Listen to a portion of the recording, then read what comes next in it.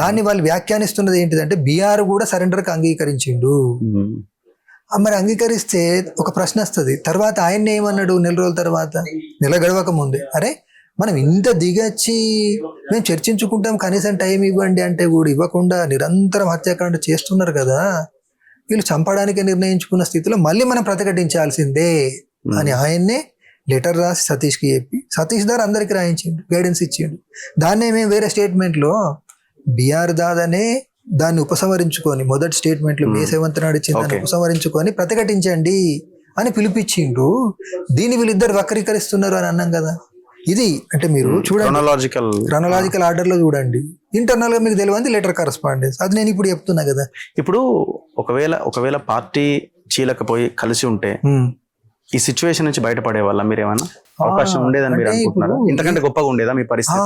ఇంత ఘోరమైన స్థితి ఉండకపోయేది. ఏం చేసేవాళ్ళు? ఇంకా రాజ్యం బలంగా మీ మీద యుద్ధం చేసేది. అంటే ఇప్పుడు మేము ఏం చేసేవాళ్ళము అని అంటే, ఆల్రెడీ మనం రిట్రీట్ ఎత్తుగడలని చెప్పి 18లో చేపట్టినాం, దాన్ని అమలు చేయలేదు. మళ్ళీ 24లో రాసుకున్నాం.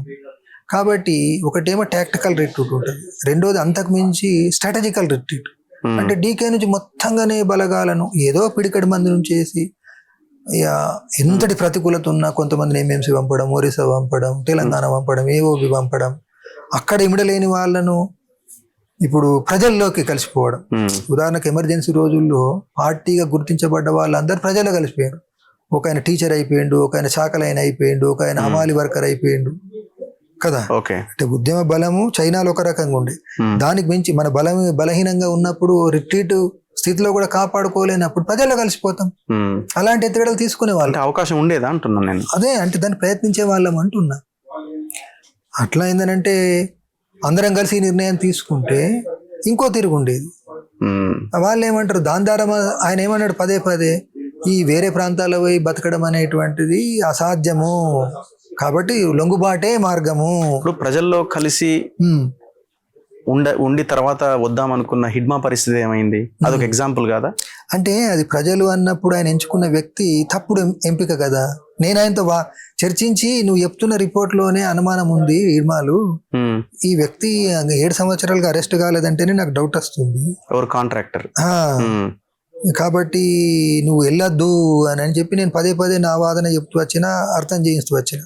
లేదు నువ్వు చాలా తీవ్రంగా ఆలోచిస్తున్నావు, నేను 7 సంవత్సరాల నుంచి చేస్తున్నా కదా, సరే నీ అనుమానం తీరాలంటే నా భార్య అక్కడనే ఉంది, ఆమె ద్వారా ఏమైనా అనుమానం ఉందా, నీకు లెటర్ తెప్పిస్తలే అని చెప్పని తెప్పించి చూడు అని చెప్పి మళ్ళీ నన్ను కన్విన్స్ చేసాడు.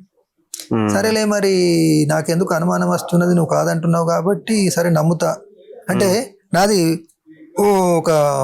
ఒకసారి కలిసి రిపోర్ట్ తీసుకున్న దాని వ్యక్తీకరణ కదా. ఆయన 7 ఏళ్ళది పదే పదే చెప్తూ వచ్చినప్పుడు చివరికి ఆయన మాటగా కన్విన్స్ అయ్యి నా గాడ్స్ కూడా ఆయన ఛానల్లో పంపిన కదా. అట్లా ఇప్పుడు మీ గాడ్స్ అంటే ఆ వ్యక్తి యొక్క ఎంపికల లోపం. ఇప్పుడు మేము వచ్చి కూడా ఏమైపోయింది అంటే, ఇప్పుడు ఇక్కడ ప్రజా ఉద్యమం లేదు కాబట్టి అంతిమంగా ఏంటిది, పిడికడి వ్యక్తుల మీదనే ఆధారపడి నన్ను పంపినా, ఆయనను పంపినా, ఇంకోళ్ళని పంపినా, సప్లైలకైనా కానీ అదే పిడికడి వ్యక్తి.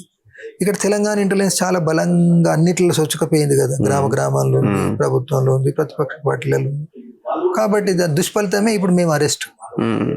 అయితే దాన్ని కూడా అంటే కేవలం తెలంగాణకే పంపి ఉండేవాళ్ళమ్మ, వేరే వేరే ప్రాంతాలకు పంపేవాళ్ళం. కొంతమంది అరెస్ట్ అయ్యే వాళ్ళు కావచ్చు, కానీ కొద్దిమంది అయినా కానీ ఒక స్ట్రాటజికల్ రిట్రీట్ నిర్ణయం తీసుకొని హిడ్మా మళ్ళీ రిటర్న్ వద్దామన్న ప్లాన్ మేమే. అంటే ఎప్పుడైతే వీళ్ళని పంపినటువంటి ఒక అతను, ఆయన మీద అనుమానం మాకు కోవట్ అని, కాంట్రాక్టర్ కాదు కాంట్రాక్టర్ ఇట్లా ఇంటెలిజెన్స్ వాడని తేలిపోయిందిలే, కానీ హిడ్మాలను పంపిండు. తర్వాత మా గార్డ్స్ ఇతర ప్రాంతాలకు పంపిన బెటాలియన్కి సంబంధించినటువంటి ఒక సభ్యుడు ఆయన పారిపోయిండు, పారిపోయి పోలీసులకు దొరికిండు. ఈ సమాచారం రాగానే వెంటనే హిడ్మాలకు రాసినాం, వెంటనే లోపలికి వచ్చేయు, ఇట్లా నిన్ను పంపిన తను, ఈ సభ్యులను పంపిన తను ఇక్కడికి పారిపోయిండు, పోలీసులకు దొరికే అవకాశం ఉంది, నీకు ప్రమాదం ఉంది, వెంటనే వచ్చేయనంటే బహుశా మా అంచనా ఆయన వస్తుంటే ఇది 14 నాడు ఆయన గేరింది కాబట్టి 14 సాయంత్రం ఆయన పట్టుకొని 15, 16 టార్చర్ చేసి 17 నాడు చంపేసిండు. లేకపోతే ఇవాళ మీ హిడ్మా మీ పక్కన ఉండేవాడు. ఆయన కనుక అక్కడికి నేను చెప్పినట్టు వెళ్ళకపోయి ఉంటే, లేదా ఈ లెటర్ అందుకొని వాళ్ళ నుంచి ఏదో రకంగా తప్పుకొని కనుక వస్తే బతికేవాడే.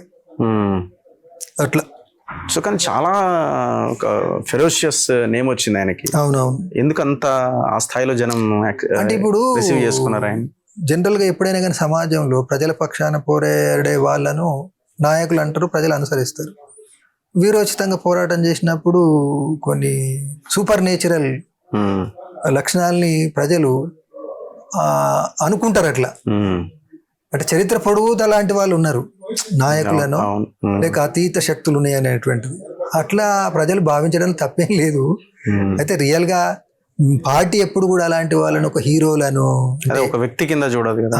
చూడది. ఉమ్, అంటే పార్టీ యొక్క పునాది ప్రజలందరి మద్దతు యొక్క ఫలితమే మేము నాయకులము. ప్రజలే లేకుంటే నాయకులు లేరు. పోరాటమే లేకుంటే, పోరాటాల ఉత్పత్తి ఫలితమే, పోరాటాల నుంచి నేర్చుకున్న వాళ్ళే మేధో సామర్థ్యం పెరిగి వ్యక్తీకరిస్తారు కదా నాయకులు. పొలిటికల్ నాయకులు, మిలిటరీ కమాండర్లు కదా, అవును. అందులో ఆయన ముందు వరుసలు ఉన్నాడు. కాబట్టి ఉన్నదాని ఫలితంగా వచ్చింది, కానీ దాన్ని మీడియా ఏందనంటే మ్యాగ్నిఫై చేయడం అంటారు చూడు, అట్లా మీడియా సృష్టి